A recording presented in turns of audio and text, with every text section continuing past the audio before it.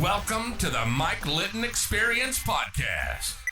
Mike has over 31 years experience in real estate, finance, and investing. He's passionate about being a father, a teacher, a realtor, an investor, and a leader. Everyone has a story, and our passion is to help them tell it. And now, introducing the host of the Mike Litton Experience, Mike Litton. So what can you expect from the Mike Litton Experience? You can expect stories that will inspire, motivate, advice that will sharpen your focus, and expert information on real estate, finance, and market conditions.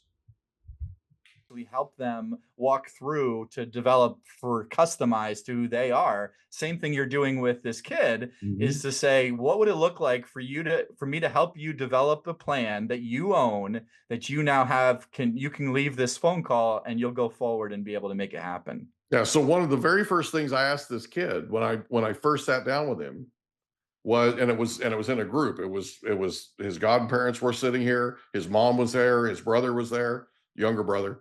And I started asking him, are you happy where you are? No. Okay. Where would you be happy? He starts telling me, right? But before he started telling me, he goes, whoa, wait a minute. And he turns to them, the people that love him, and they're like, why am I here? What is this? Like, this is an ambush, right? Like, you with me? And he's right. Yep. And I told him, I said, look at me real quick. Just look at me. So he looked at me and I said, look, I knew your dad. I was fond of your dad. And I know for a fact your dad would not want you to be unhappy. Your dad wants you to be happy. Okay. So I'm here because I know that your dad wants you to be happy and I want to be a part of helping that happen. Okay. That. And the only way that's going to happen is if you share with me how we get there from here. Sure. But I'm not joking when I tell you this. He looked at me like I was talking Martian. Okay. Like I was from a different planet because nobody had ever asked him his opinion. Nobody had ever asked him what he thought. Nobody had ever asked him to put a plan together. Nobody had ever asked him to put a proposal together. You with me? Yep. Nobody ever engaged this kid. You've got to engage people. Okay. Let me tell you what I think is the most brilliant part of what you do. And I want to acknowledge you for this. Okay. You made a lot of mistakes in growing that church over all that time. Okay. Almost 2 decades, right? Yeah. Here's the thing. Those mistakes that you made, you learned from. Okay. That's where wisdom comes from. Okay. Tony Robbins talks about mistakes, right? Talks about failure. And what he says is, look, when you win, you party. When you fail or you lose, you ponder.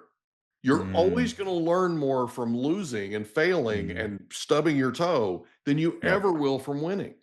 Ever. And I want people to understand this. I want them to hear this. The most remarkable, amazing leaders on the planet go at it the same exact way you do. Exactly what you're teaching is what makes them so unbelievably effective. Okay. Because they will go sit with people and they will have a conversation with them and they will take a pad of paper into the meeting and they will take notes as those people are talking. Okay. And it's a holistic approach. How's the family? How's your marriage? How are your kids? What's going on with the finances? What's the latest? Right? Oh, you lost your mom. I'm really sorry. Right? How are you dealing with that? One of the first things I asked this kid when I got him one-on-one was I said, how are you grieving for your dad? And you know what he said to me? He said, Mike, I haven't had time to grieve for my dad. I'm in the middle of a war right now. Okay. Well, I'm trying to get the war out of here, right? And solve it so that this kid has an opportunity to actually grieve for his dad. You with me? Yeah, absolutely. And he's the one that found his dad. When his dad passed away, he's the one that found him. Wow. Okay. He walked in, looked at his dad, and his dad's eyes rolled back in his head. And he wasn't responsive. And he's like, right. They did CPR, the whole thing on him, and they couldn't bring him back. They couldn't revive, they couldn't get him. So they got a heartbeat, but his brain was gone, right? So he's in a place where nobody wants him to be, including him. Okay. And the only way we're going to get there is to pull all that out, right? And the only way we can do that is by asking questions and by caring enough to ask. Okay. So I want to acknowledge you because what you're doing is brilliant. The way that you're coming at this is exactly the way that it should be taught and exactly the way that we should go about enacting it as leaders. Yeah. Yeah.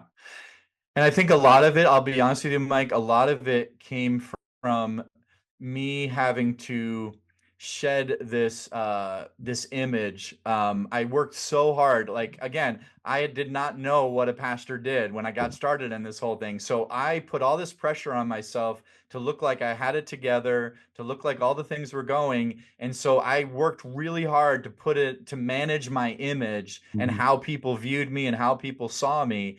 And secretly, I was dealing with what I thought was stress, but now I've come to realize was severe anxiety, panic attacks, and these kinds of things. And I was like, I can't show anybody this. This is that, I must be doing something wrong. And I remember having times where I felt faint. I don't even remember what I said from the stage as I was teaching because I was going through a panic attack while I'm in the middle of a presentation.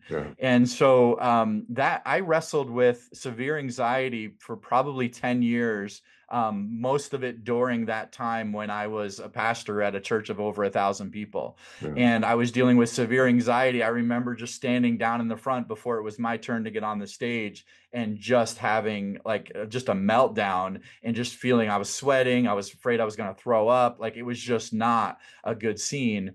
And then I just really started getting some intense therapy and everything. But I'll tell you, you want to talk about, a story and kind of hitting bottom. My anxiety cost me everything. I lost everything in my life. I lost my job. I lost my marriage. I lost everything. And so that was about 5 years ago now. And I have been just in this process of saying, how do I get on the other side of this? So I never set out to be an anxiety coach or a stress coach or anything like that. But when I got on the other side of my anxiety and stress, I thought, I'm probably not the only leader who's dealing with this kind of secretly and afraid to tell anybody that he's scared to death to get up in front of 1,000 people, or that he doesn't know what the next step is, or the next move is, and all of that.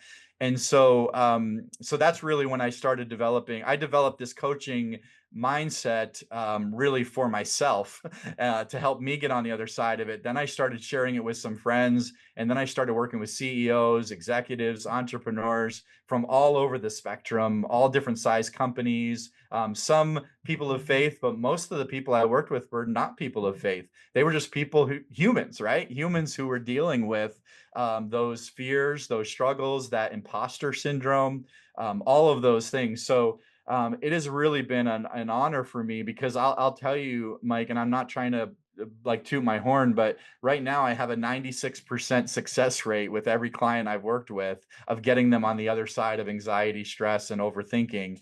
And the only that 4% was a couple people that quit early. So yeah, it's just been really, so I've just felt like I've had this niche now, and I've just gone after it and saying, hey, if I can be helpful, I do the pastoring thing as my main gig. But on the side, I've just come and helped come alongside of people that are dealing with some of these more stressful, challenging times. So if you could sum it up for just a second, now that you're on the other side of it, what causes all that anxiety? I think at least in my case, was living with these expectations of trying to meet everybody else's expectations of you. And I think number two is just being completely clueless of what's going on inside of me. So, what happens to most of my clients is we stuff our emotions. We don't really feel like our emotions have any place. And one of the things I teach is just how to use your emotions as like a dashboard in the car, because a dashboard points to something else in the vehicle. And what I've found is most people are just not emotionally healthy. And I think the invention of social media and all of that has actually made us become less healthy when it comes to really understanding our own emotion. And had I known how to manage the expectations, how I known how to manage my emotion. Why am I getting angry right now? Why am I trying to speed things up? Why don't I have, why can't I, why do I have trouble with small talk or whatever, right? And I just never really tied in the things that I was struggling with externally with what was driving them. And so what happens to most leaders is they try to deal with the symptom of the anxiety without dealing with the root that's underneath the anxiety. So when you ask me what's underneath it, I'll be honest, like you give me, 20 of my last clients and probably 11 or 12 of them have different reasons, different roots of what's driving their anxiety. I've narrowed it down to about 5 different things. And probably one of the biggest ones is trying to control something that's not ours to control.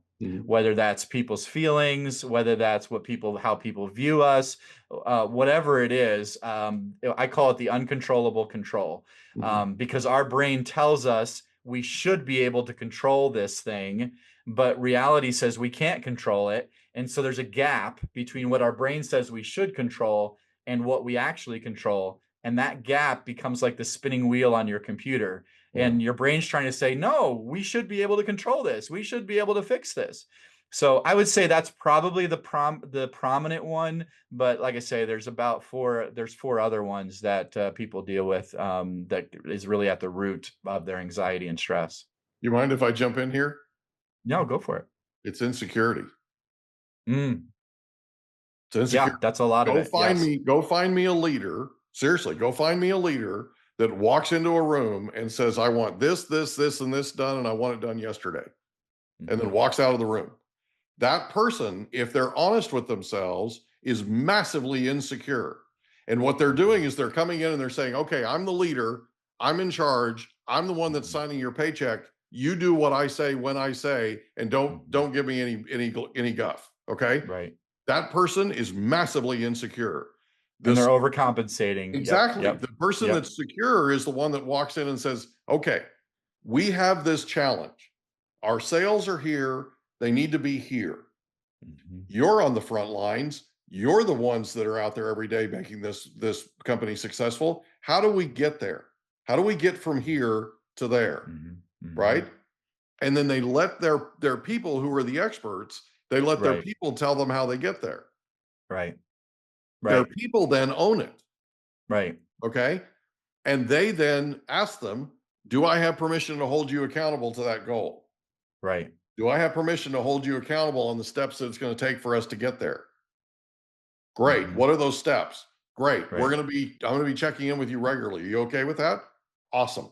Now, that's the difference between somebody who has security and somebody who has insecurity.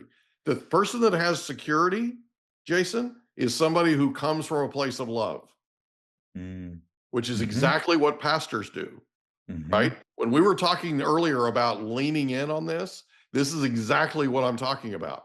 Because when you start looking at people who have insecurity, oftentimes it's because they're doubting themselves. They have anxiety. They have all these other things that are happening because they have this imposter syndrome, right? They're supposed to be this, and they feel like they're this. Right. And I will say this, there's very few safe places for that leader now to admit to himself, first of all, or herself, but also then to other people, hey, I'm struggling with insecurity here. Because they're going to be like, what do you mean? You're so confident. You're so cocky even. You're so accomplished. You've done so much. Yeah. Okay. And so I think that's why I think my work has just been so powerful for people, because like my master's degree, we didn't get into this, but my master's degree is in counseling. And so I've got a master's degree in counseling, not in theology, but then I've got 30 years of business and leadership experience. So I'm able to combine what that person, what does healthy look like internally, with that business acumen, and really bring those things together. It's all part of the package, right? Yes. Because if you handle the faith, you handle the family. If you handle the family, you handle what's really going on with them, right? And you get down to the nitty-gritty, and ultimately it's all this. What you find when you find those leaders that are insecure is you find that they don't like their life. They're not happy with their family. they're not faithful anymore. They're not walking the faith, that they're not doing what they feel like God called them to do. Right? You find the people who are secure and the people who are willing, who care enough to ask, right? They come from a place of love. They have that. They feel like they're where they need to be. They feel like they're where God called them to be. You with me? That's why faith is such a big part of this. And it's something that I know you need to lean into, because that's what this is about. This is literally about a holistic approach versus, oh no, it's all about numbers. No, it's not. It's not. The numbers will come, but you've got to take care of the people. Okay? You've got to take care of the people. The people have to come first. The numbers will follow. Right? You get them bought in. And by the way, this stuff works with your spouse too. Okay? This stuff works with your kids. I'll give you an example. Dad's out of town on business. Kid has a baseball game. Dad's missing the baseball game. There's two ways that kid can look at this. One is dad cares more about business than he does about the kid. That's not the way you want them to, right? The other way is dad is out of town so that kid can continue to live the lifestyle that he's living because dad's building a legacy for their family. Those are two completely different takes. Okay? The difference is the kid's involved with the second take. The kid is bought in. Dad sat with them, the children, and said, look, I'm going to be out of town. I don't want to be out of town. I want to be here at your game. Okay? I have to be out of town. And part of this is I'm building a future for us. Okay? There's two completely different takes. You've got to get buy-in from your kids. You've got to get buy-in from your wife. You're out late at a business function and you don't get home till 10 or 11 o'clock at night and your wife's asleep by the time you get home. You left the house before she woke up.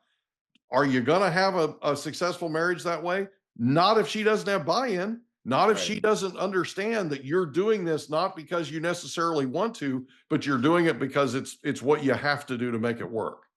Right. You with me? And the other thing I've heard from a lot of my clients is we have people that are home, but they're not there. Like they're not present. You know, their mind is still solving issues at work. And so the people in their world, you know, their wife, their kids, like, yeah, I know you're here, dad, or I know you're here, mom, but you're not here. You know, you're just not present. And so and I think that's part of that insecurity. If I'm not constantly, you know, generating new stuff and creating new things, like what am I going to do with myself? And so we keep our mind going and we never deal with that ache inside of our soul that is really that insecurity piece. So really helping. Go ahead. That's why this holistic approach that you're bringing is so brilliant. Seriously, and I want to acknowledge you for it because it's a big deal, right? It's a big deal in terms of how people can change their lives. And one of the things they have to do is they just have to care enough to ask. Just care enough to ask, right? Right. If dad's here and he's not engaged, he's not present, that kind of thing, then you need to pick time where he turns his phone off. You need to pick time where he turns his computer off, right? You need to pick time where he does a digital detox type thing. There's a guy that's been on a friend of ours that's been on the program now twice, and his name's Scott Mann. He's a retired Lieutenant Colonel, Green Beret, Special Forces, okay? Wrote a book, his second book, called Nobody's Coming to Save You. He talks about this thing called the churn. If you get a chance, read the book. He talks about this thing called the churn that's created by social media. And what it's doing is the churn and these algorithms are separating us. They're putting us into tribes that are hyper-partisan tribes. So if you don't agree with my political views, you're the enemy now. And I need to unfriend you even though we've been friends for 35 years. Okay. What? Okay. People are destroying relationships right and left, and we're going into these hyper-partisan tribal groups, right? And it's not good. And it creates insecurity, and it creates imposter syndrome. It creates all of this stuff that we're talking about that affects leaders and makes them more anxious.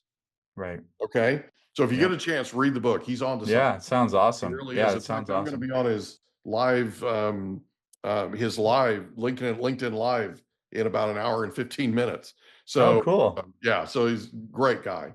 And so in this approach that you're taking, the thing that I want to make sure that people understand is this thing's based on love, right?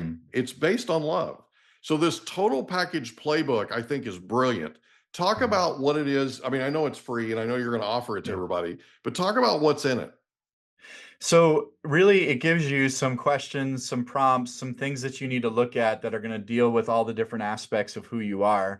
And it is, I will say, it's some heavy lifting, because you're not just dealing with how do I improve the ROI in my business. It's a sheet that's sitting there saying, okay, what are you feeling at this point? What are you doing here? So the prompts are really where the gold is, or to use what you talk about a lot on this experience is the questions, right? The questions are key, because the better questions we can ask, and we're going to get to the better answers, and we're going to help to understand that.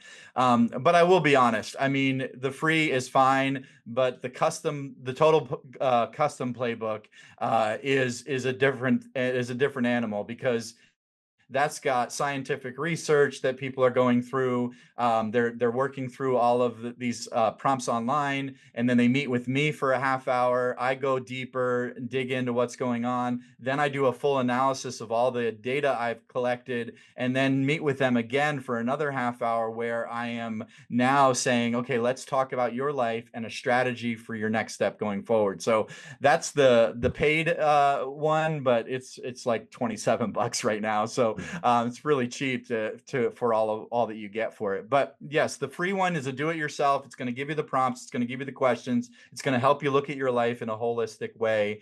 And I think, like, when you were talking about love, this just kind of hit me. One of the things I often will say to my clients is, are you working for that worth validation, to use your word, love, or are you working from a place of worth, validation, and love? That's 1,000% it.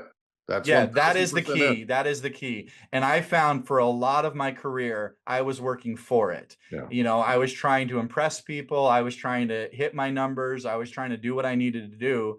And I wasn't working from a place of really being secure, of finding my worth and value in who God made me. So, and I think the Total Package Playbook, I don't want to overpromise and underdeliver in that sense. So, but I will say it will get you on the path. It'll get you on the right track, and it'll start moving you in that direction. And then, hey, if you need help, I'm here, and we can go a little deeper, and we can, I'll hold your hand and walk through it with you in a much more intentional way. Awesome, bud. I am so happy that you were our guest on the Mike Litton Experience. This has been a lot of fun. I really, really, really do. I really do hope that you completely lean into this holistic approach, because it is magic. It is exactly what you need to be doing, and it's exactly what people need you to do. Okay. That coming from a place of love, that's that holistic approach. And that's the brilliance of who you are. So thanks again for being our guest on the podcast. Yeah. Thank you so much for having me. Appreciate you, bud. All right. We hope you enjoyed another episode of the Mike Litton Experience. If you did, do us a favor, smash that subscribe button, tell your friends, family, and coworkers about our program, and wherever you get your podcasts, please leave us a rating. It helps us to connect with quality people just like you.